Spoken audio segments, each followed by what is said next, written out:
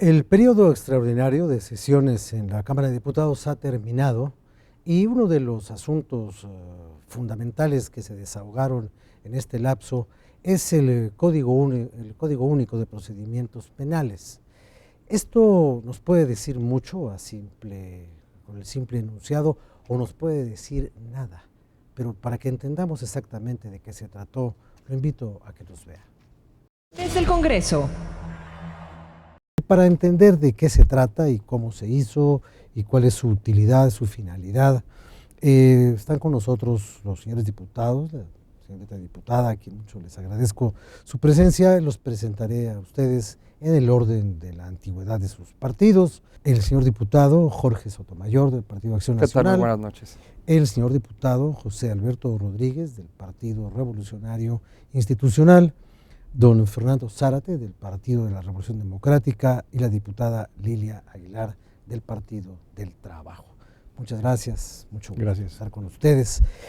Diputado, a ver, pues explíquele por favor al público de qué se trata esto. ¿Quiere decir que ahora todos los delitos son iguales y todos los procesos son iguales y lo que se vale aquí se vale acá y lo que se prohíbe aquí se prohíbe allá? ¿O qué es lo que se aprobó? Esa es una muy buena pregunta. Antes que nada, hay que diferenciar que en materia penal tenemos dos códigos. Uno que es el sustantivo, que es el que nos va a determinar cuáles son los delitos, cuáles son los hechos que vamos a calificar como delictuosos. Y por otro lado tenemos un código adjetivo, que es el que nos va a decir cuál es el procedimiento que va a seguir una persona para que un determinado juez le determine o no una probable responsabilidad.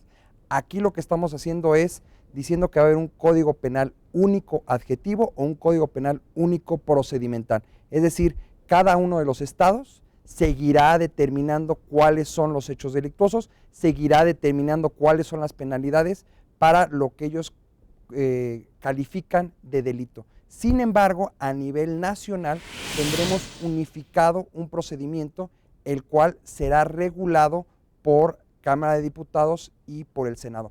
Esto es lo que acabamos de aprobar, falta que sea aprobado por lo menos por 16 legislaturas locales para que esto sea un hecho. Lo importante aquí es decir, ¿de qué nos sirve un código penal único procedimental?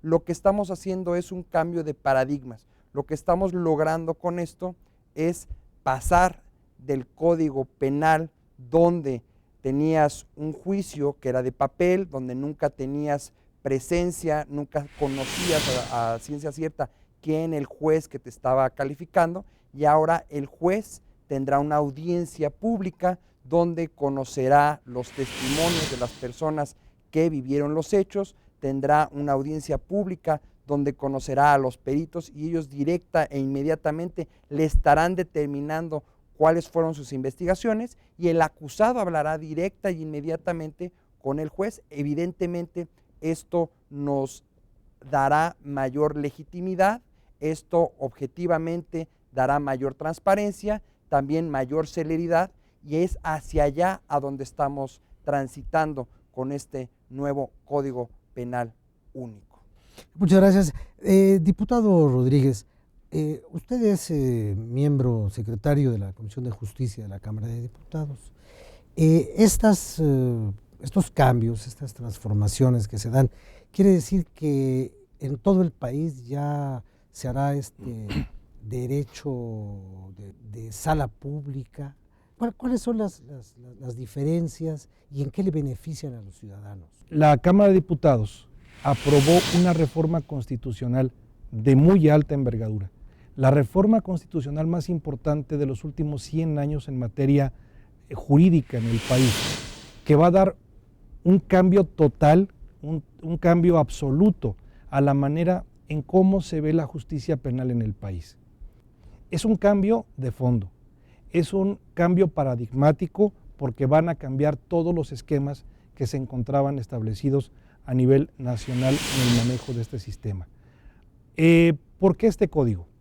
Porque es importante realizar un trabajo de homogeneización en el cual existan conceptos procesales únicos en el país y que la persona, el ciudadano mexicano, la persona que se encuentre en el país y que sea sometida a un proceso, sea exactamente el mismo ritmo y las mismas condiciones de procedimiento las que se manejen en Tijuana que en Mérida.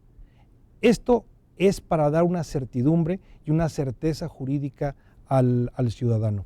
Importante comentar en este sentido. Nuestro país se encontraba rezagado enormemente para arrancar en este nuevo sistema.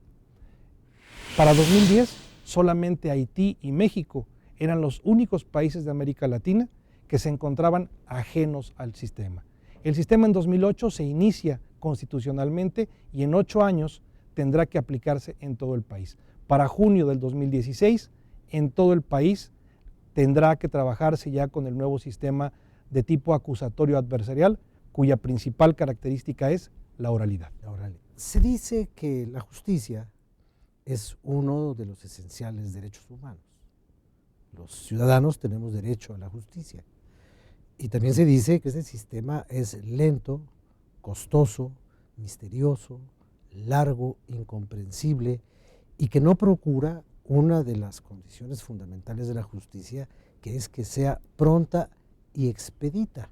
En estas condiciones, la oralidad es garantía suficiente y el sistema acusatorio son garantía suficiente y la homogeneización de los procedimientos de administración penal de la justicia, o sea, de los castigos, pues, ¿son suficientes?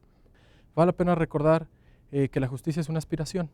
Si bien es cierto que nuestra Constitución se encuentra incluido dentro de una garantía individual y un derecho humano, así lo establece el artículo 17 constitucional, es cierto también que una de las teorías del derecho, que es el realismo jurídico, establece que los jueces y la parte del sistema jurídico y judicial también son personas. Esto implica que también tienen necesidades, que también tienen aspiraciones, que son personas de hueso y carne, que también involucran en la mayoría de los asuntos sus propios complejos, sus propias virtudes.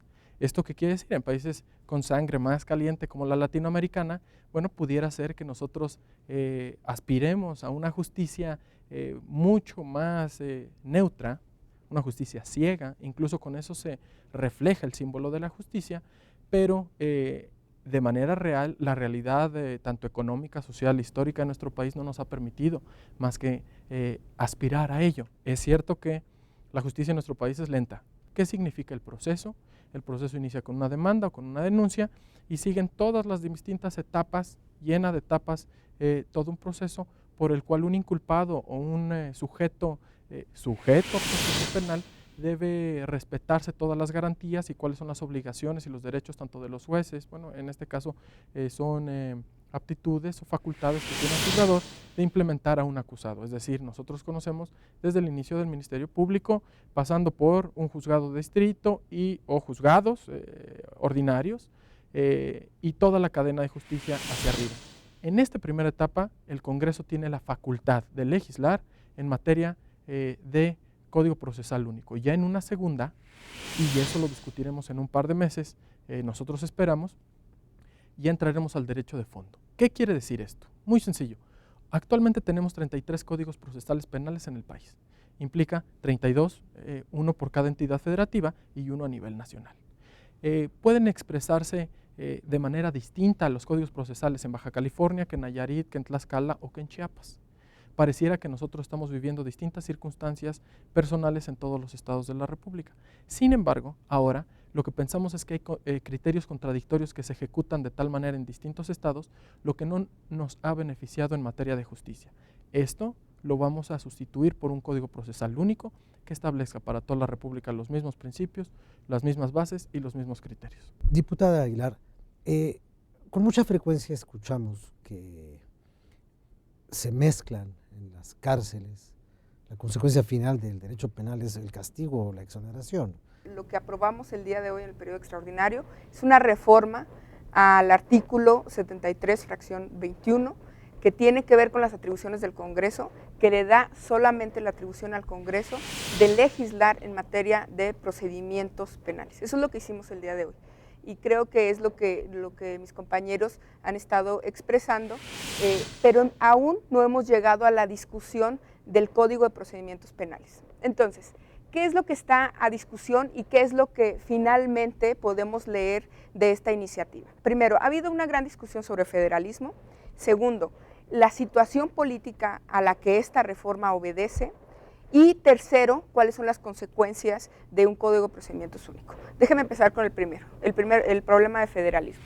En efecto, como ya lo dijo el diputado del PRI, en 2008 hubo una reforma al artículo 18 y 20 de la Constitución, si no mal recuerdo, que marcaba lineamientos generales para hacer una reforma de gran calado en materia de justicia y que decía que debería de cumplir con ciertas características, entre ellas no solamente la oralidad, sino también la adversalidad, que si usted me pregunta, básicamente eso es lo que generaría la transparencia en el tema de la justicia, no la oralidad, porque la oralidad lo que nos da básicamente son salas de juicios orales y probablemente que nos parezcamos un poco más a las películas, pero la adversalidad que un acusado puede estar frente a su acusador, que cada uno pueda tener el mismo derecho a tener un abogado y que el juez pueda escucharlos, eso es lo que dará transparencia y finalmente que se acabe esto que ya ha comentado el diputado Zárate, esta idea de que la justicia en México es solamente para los ricos o para quien tiene influencias y que la justicia es corrupta. Lo que estamos buscando a través de este Código de Procedimientos que todavía no estamos analizando en la Cámara de Diputados es que haya transparencia y que la justicia sea para todos los mexicanos. Eso es como primero. Y como segundo, ¿a qué obedece finalmente y qué hay detrás de este debate? Hubo un gran debate, sí, sobre si había un código penal único, es decir, que homologáramos todos los delitos.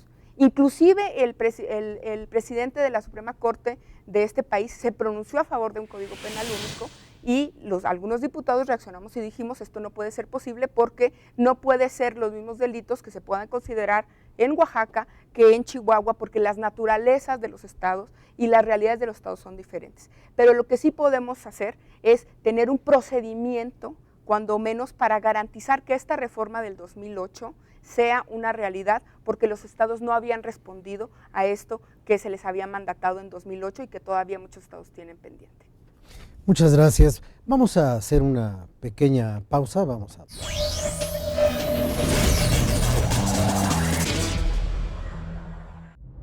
En el primer año legislativo, los diputados y diputadas trabajamos para todo México. Aprobamos nuevas leyes y reformas de ley que fortalecen la competitividad de las micro y pequeñas empresas, dan certidumbre jurídica y financiera a los usuarios de instituciones de seguros que nos otorgan sustentabilidad y equilibrio económico. México no puede esperar. Cámara de Diputados, 62ª legislatura.